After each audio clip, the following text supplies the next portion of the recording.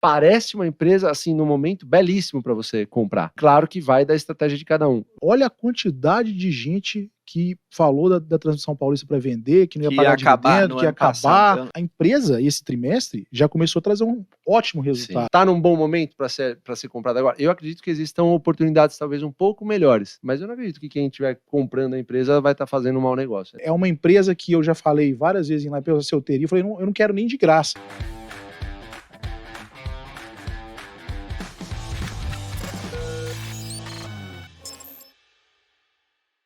Empresas ligadas a commodities, eu sei que isso não faz parte dos setores best, porque, enfim, até acho que por ser da própria natureza, vocês falaram, commodity é muito cíclico, então você vai ter essa volatilidade muito maior, não só no recebimento de dividendo, mas também a cotação da própria empresa vai oscilar bastante. Mas, por exemplo, você tem alguns casos na bolsa, queria até pegar a opinião de vocês disso. Uma Vale da vida, ou até uma Gerdau a partir ali de 2020, começou a pagar um dividendo mais forte, obviamente também pegou um pouco da carona nessa questão do resultado ser mais forte, por ser consequência, o dividendo veio mais alto. Como que vocês olham para essas empresas? Vocês poderia ter numa carteira previdenciária um pouco de exposição essa empresa de commodities mais commodities 100%, porque a Klabin tem essa diversificação, papel, embalagem e tal. Como que vocês olham, tipo, por exemplo, Vale, Gerdau, ou até Uzi Minas, enfim, CSN, isso entraria ou não na estratégia de vocês?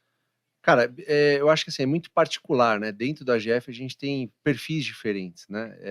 Eu acredito, aí eu vou falar do meu perfil, o Jean fala um pouquinho também do perfil dele, que é bem parecido no final do dia. Mas assim, eu gosto de pensar em sempre você ter um colchão bem pautado em dividendos para depois pensar em commodities. Basicamente, eu sempre brinco que eu gosto de fazer 23. Eu tenho uma meta de 23 vezes o número de gasto no mês, e quando eu receber 23 vezes mensalmente os dividendos em relação a esse gasto, aí eu começo a especular, digamos assim. Mas acaba que assim, dessas que você falou, eu acompanho muito a Vale do Rio Doce. Tá. E não é de hoje, é uma empresa que eu já, assim, eu tive muitas histórias felizes. Na verdade, eu tive muitas histórias tristes com ela. Todas elas se remetem ao fato de eu ter vendido ela em algum momento. Foi o que você falou, né? Você sempre, quando você vende... O arrependimento da venda. Exatamente. A última delas foi em 2016, quando eu comprei a empresa a R$10. E assim, não é querendo me gabar, mas a gente pega essas empresas, assim, a gente gosta dessas empresas quando tá tudo... horrível, tá tudo no... caos, teve desastre, o caos, uma dívida gigantesca e tudo mais, você vai lá e compra. Só que você compra... Eu sou um eterno cagão da Bolsa de Valores, porque isso me trouxe até aqui. O Fabião, ele olha tudo, mas não compra nada. Eu olho tudo, mas não compro. Eu só compro, eu vou lá no Banco do Brasil e Itaú. Eu tenho, digamos que se minha equipe fosse um time de futebol, teria 10 zagueiros e um meio... ele fala assim, Bruno, ele vira pra mim e fala assim, ó, já não sei o que, olhando, Paraná. Fabião, mas o que você comprou? Não, comprei Banco do Brasil. Comprei Itaúsa. Comprei Itaú, depois de ter falado de todas... Mas o que você comprou? Não, comprei Itaúsa. É bem isso, né? Mas, cara, assim, o momento que eu vejo a Vale do Rio Doce é um momento muito oportuno, na minha visão, assim, para quem já tem uma carteira previdenciária bem pautada em dividendos, e são pouquíssimas pessoas, eu acho que poderia dar uma olhada mais forte para a Vale do Rio Doce. O preço do minério de ferro tá abaixo. Se você for pegar desde quando começou a ser medido o preço do minério de ferro, ele tá um pouquinho abaixo das cotações. Eu acho que isso é muito bom. A Vale parece assim que a Vale está recomprando as próprias ações. Se eu não me engano, retirou 22% de ações do mercado, tá pagando bons dividendos, vendeu uma parte da empresa de base metals para um fundo de fora, e avaliada em 125 bi, quando a Vale está avaliada em cerca de 300 bi. Assim, me parece que é uma empresa que está, assim, muito boa, num momento muito bom para ser comprada. E parece que atingiu uma maturidade tamanha que pode se dar o luxo de começar a pagar mais dividendos, porque tem muito caixa. Tem muito caixa. Então, assim, ela gera muito caixa, não tem muito mais o que investir, porque já fez isso muito lá atrás, já vem fazendo isso há muito tempo. E, assim, tá tendo uma disciplina financeira muito boa, tá comprando ações. Então, assim, parece uma empresa, assim, no momento, belíssimo para você comprar. Claro que vai da estratégia de cada um. Quando que eu, Fábio, escolho comprar essa empresa? Quando eu tiver o colchão ainda maior para comprar e para ficar mais tranquilo com esse tipo de ação no mercado. Queria até trazer uma empresa que o pessoal fala muito, e o Fábio falou dela bastante, já que eu já vi, que é Taesa. Taesa, pô, chegou a bater 42, 43 reais, de lá para cá, só caiu, voltou agora para baixo de 35. E aí tem um monte de rumor, né? Primeiro, a Taesa vai acabar porque a concessão é curta, não ganhou o leilão, não saiu com nenhum lote agora, será que vai sair em outubro ou não? 2, deflação, IGPM, como que isso vai fazer com os reajustes? Que de fato é verdade, vai reajustar para baixo, isso é um fato. E aquela famosa, pô, tá cara, não tá cara, tá mais cara que os pares. Queria perguntar para vocês, assim, vocês gostam de Taesa, não gostam? Recentemente a gente esteve aqui com alguns outros influenciadores, assim, que falaram que deixaram de gostar e não estão mais comprando, estão até vendendo. Como que vocês veem nesse cenário? E acho que tem até mais uma que eu posso endossar aí, que é as concessões, né? Algumas concessões têm data para terminar, acho que 2031 parece que tem alguma de mais cabeça, curta delas, exato. Mas assim, acontece que essas concessões, a empresa sabe quando vai terminar no momento que ela ganha esse leilão, né? E IGPM para baixo não significa muita coisa. Significa que ela vai pagar menos dividendo, beleza? Mas também a dívida baixa ao mesmo tempo também. E significa que... sabe o que acontece, Bruno? Parece que a galera que principalmente está entrando agora, compra uma ação em função do dividendo que aconteceu lá atrás. Então isso eu acho que é um erro primário assim, que a galera comete. Porque se esse dividendo não se repete, ele vai culpar a empresa, né, em função de N motivos, e um deles, por exemplo, pode ser a queda do IGPM, e ele vai tentar atribuir a queda do dividendo de determinada empresa ao fato de dizer que a empresa é ruim, a empresa perdeu o fundamento. A gente chega a ouvir de tudo. A Taesa é uma empresa que, particularmente, eu tenho desde 2014, né? E tudo isso que está acontecendo com a Taesa hoje, eu já ouvi, por exemplo, em 2018. Né? Só que as pessoas esquecem que as empresas são organismos vivos. Enquanto a gente está falando aqui, tem uma galera lá na Taesa que sabe muito bem como fazer dinheiro e sabe melhor do que ninguém como avaliar o setor de transmissão, querendo fazer M&A, querendo comprar bons ativos, greenfield, brownfield, olhando o próximo leilão, caixa e tudo mais. Nesses momentos, a gente que é parceiro, que é o que a gente ensina nos nossos cursos, a gente tem que ser parceiro dessas empresas, nesse momento que a gente verifica se realmente você que está comprando a ação da Taesa, se você realmente quer continuar sendo um sócio parceiro da empresa, porque a galera acha que vai comprar uma empresa e ela vai ser boa para o resto da vida. Mas qualquer empresa, assim como a vida, tem altos e baixos. A Taesa nem sempre pagou um dividendo gigantesco de R$5, ela também já pagou um dividendo de R$1,50, R$1,80 talvez tenha sido o mínimo.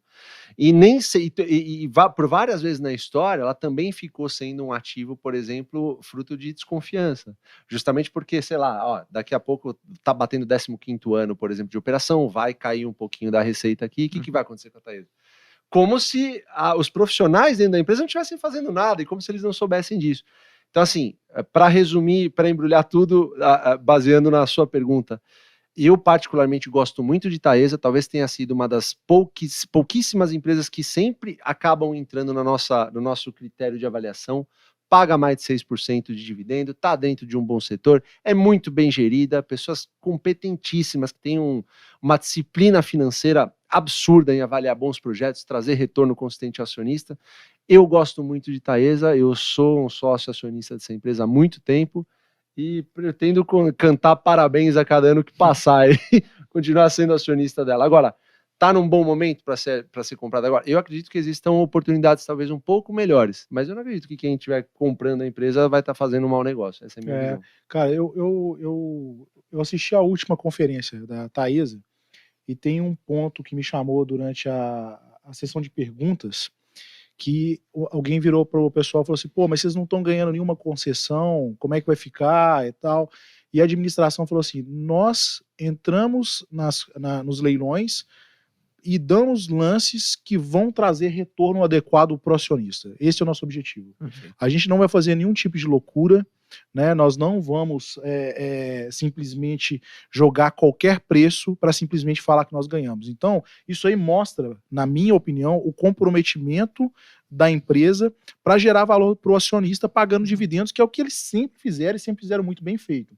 Agora, eu acho que analista é meio aquele cara que dá obra pronta, né? Então, com todo respeito, eu acho que as pessoas, elas ficam muito estressadas e são muito voláteis com a opinião. Quantas vezes que eu também já vi falando, Taesa vai não sei o que, agora é vender, Transmissão Paulista agora é vender, e não sei o que.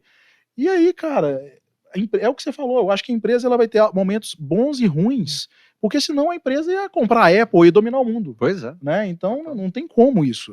Agora tem que ver se a empresa ela tem um comprometimento com o acionista, se ela está entregando os projetos, né? O que ela está esperando ali para o futuro. E se a gente pegar o histórico até do último leilão do que aconteceu, uma das ganhadoras foi desclassificada. O consórcio do Gênesis foi uns caras meio nada a ver, né? Nem sabiam meio o que estavam fazendo. Talvez. Esse é o ponto. Como é um setor que é muito atrativo, a gente começou a ter aventureiros entrando nesses setores, né? nesses leilões, desculpa. E aí a gente vai, na minha opinião, ver cada vez mais empresas que não têm capacidade de execução e essas empresas que têm essa expertise indo lá e comprando. Eu acho que isso é muito provável que aconteça nos próximos anos com essas empresas. Então, aí a Taesa é uma empresa que tem essa expertise e vai para cima. Eu acho que é por aí também. É uma possibilidade. É engraçado que assim, ser investidor tem um pouco disso também, que é o fator crença, o fator acreditar que a empresa vai continuar gerando bons frutos através dos tempos. Porque assim, a gente não sabe o que vai acontecer amanhã, ninguém sabe. Se você olhar friamente números, cálculos, sei lá, fazer fluxo de caixa descontado, você consegue, porque é uma empresa bem previsível, tem receitas previsíveis e tudo mais, mas quando você começa a olhar que tem o componente humano lá dentro, que é um negócio que faz diferença, tudo pode mudar. É difícil de você colocar em números, tangibilizar né? Isso, é meio complicado. Exato. E você tem muita variável que pode acontecer que às vezes o seu modelo não pode capturar, né? Isso que é difícil também. Até você pegando o gancho, Jano, que você estava falando, eu tive aqui com o Rui, CEO da Transição Paulista, e com a Carisa Cristal, que é a CFO. E ele também falou exatamente isso. Ele falou, cara, eu não vou nos leilões para ganhar share, para ganhar market share do nada. Eu vou para ganhar um bom projeto que vai gerar uma boa rentabilidade. Perfeito. Se não tiver naquele momento, eu não vou participar e não tem problema algum. Então acho que às vezes esse iniciante que olha e fala, pô, se não vai ganhar, é melhor eu vender, talvez seja uma péssima decisão, porque se não ganhou, às vezes existe um motivo, né, por trás. Exatamente. E você pega, por exemplo, até a própria Transmissão Paulista. Olha a quantidade de gente que falou da Transmissão Paulista para vender, que não ia pagar dividendo, que ia acabar por causa do reperfilamento lá da dívida, não sei o que, da RBSE. Então, assim, cara, a empresa, esse trimestre, já começou a trazer um ótimo resultado. Eu não sei se você chegou a ver, mas já começou a mudar o resultado. Então, isso é fruto do quê? Tirou a empresa da zona de conforto, né, ela começou a fazer uma série de movimentos, até pedindo reajuste com melhorias para a ANEEL, né, então também teve uma entrada de caixa em cima de melhorias que ela foi fazendo na rede, né, e ganhou agora o leilão que ela fez, e cara, a empresa daqui a pouco vai pagar dividendo, né, tá aí de novo, e aí, quem vendeu? Aí volta a comprar, mas aí já vai estar mais caro. Então assim, não faz sentido, a única pessoa que ganha com esse tipo de movimento, de ficar comprando e vendendo, é o assessor do investidor, né? A corretora que ganha com isso. Então, para o investidor que acredita que quer ser parceiro no longo prazo, não existe essa questão de ficar, é o melhor momento, agora comprou, caiu. Eu e o Fábio, a gente já falou isso várias vezes, mas assim, a maioria das vezes que a gente teve algum arrependimento na bolsa foi quando a gente vendeu alguma coisa. 100%. A maioria. Inclusive, às vezes que a gente vendeu e estava certo. Porque as que a gente vendeu e estava errado, a gente, assim, a gente estaria ganhando verdadeira nota até hoje. Entendi. Exatamente. Eu acho que essa decisão de vender a empresa, ela é muito mais difícil do que comprar. Totalmente. Ela é dificílima de você acertar e tal, e provavelmente você vai estar errado. Petrobras é um exemplo bem interessante. Porque é uma empresa que eu já falei várias vezes em live, se eu teria, eu falei, eu não quero nem de graça, eu não teria nenhuma hipótese Petrobras, porque eu acho que é uma empresa que ela é massa de manobra, e não compraria. E um monte de, não, tá maluco, vai pagar dividendo, vai continuar pagando, que não sei o que e tal. Eu falei, é muito perigoso e a pessoa acaba caindo no canto da sereia. Né? Então são pessoas que têm muito pouco tempo de mercado, não passaram por algumas coisas e acaba caindo nesse canto da sereia de dividendos que são extraordinários, né? E compra a empresa. Então vamos lá, a empresa ela ficou 4 anos sem pagar dividendo. Pois é. Que é o que eu falei, imagina ficar 4 anos sem receber dividendo. Né? E agora, recentemente, pegando o que aconteceu, o mercado pegou e ficou eufórico quando ela falou que ia trabalhar com um payout de 45% com o proxy do fluxo de caixa livre, né? Só que, vamos falar um negócio, eu até falei isso na live nossa do AGF. O que é o fluxo de caixa livre, a fórmula? É FCO, que é o fluxo de caixa operacional, mais FCI, fluxo de caixa de investimento. Se você tem um proxy de 45%, então, para esse fluxo de caixa livre, como é que você faz para reduzir os dividendos dos acionistas mantendo um payout de 45% nesse proxy?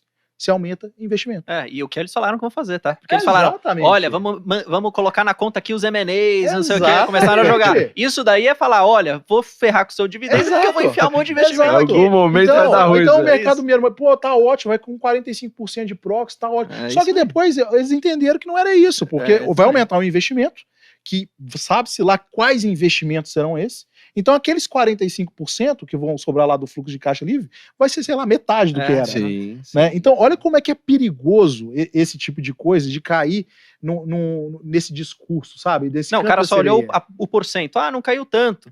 Foi para 45. Só que aí tem a outra variável, que é... E eles deixaram claro, mas não claro, dos M&As ali. Que é isso, pô, se eu vou eólica offshore, refinaria não sei aonde, não sei o quê. Coisa que já aconteceu. Que já aconteceu, né? E já estavam falando que queria acontecer no começo do ano, falou a intenção da eólica offshore, não sei quantos bi que ia consumir de investimento. É isso, aí vai sair do bolso do acionista. Né? Exato. Nada contra a Petrobras, né? Mas se você for ter Petrobras na carteira, lembre-se que isso já aconteceu, né, Gê? É por isso que, assim, pegando o gancho, por isso que eu acho que para quem está começando e quer investir, pegar uma empresa que tem um histórico de distribuição de dividendos de pelo menos 10 anos. Sim, total. Eu acho que aí você sai de grandes... Que não falhou, né? Que não falhou. Aí você sai de grandes enrascadas.